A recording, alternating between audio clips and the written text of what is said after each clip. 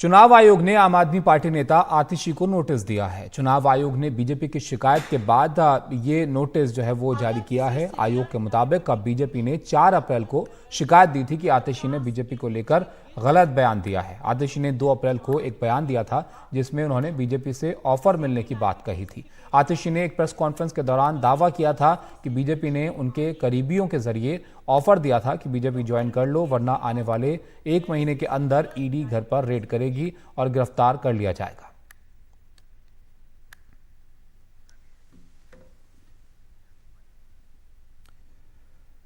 हमारे सहयोगी रवीश हमारे साथ जुड़ गए हैं। रवीश, ये आतिशी की तरफ से निशाना साधा गया था, अब इस पर नोटिस गया है, तो आगे इसमें क्या होने वाला है?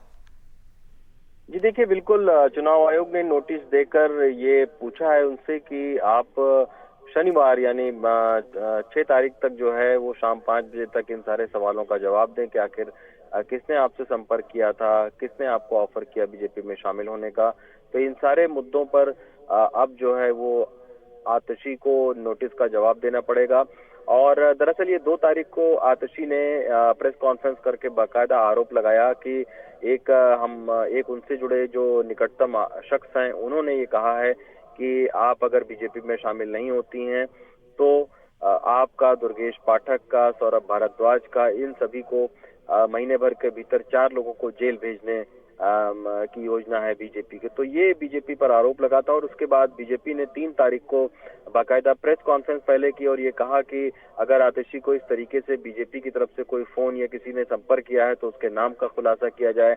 अगर फोन आया है उनके पास में तो फोन नंबर जो है वो बताया जाए कि आखिर किसने आतिशी से संपर्क करके बीजेपी में शामिल होने को कहा था।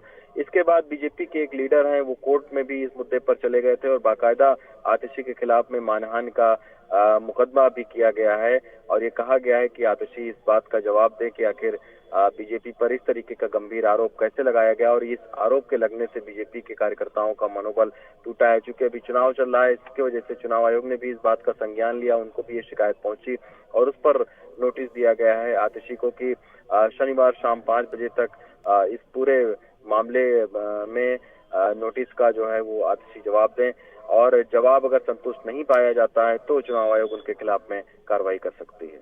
जी आतिशी। जी शुक्रिया रवीश आपका इस सब जानकारी के लिए।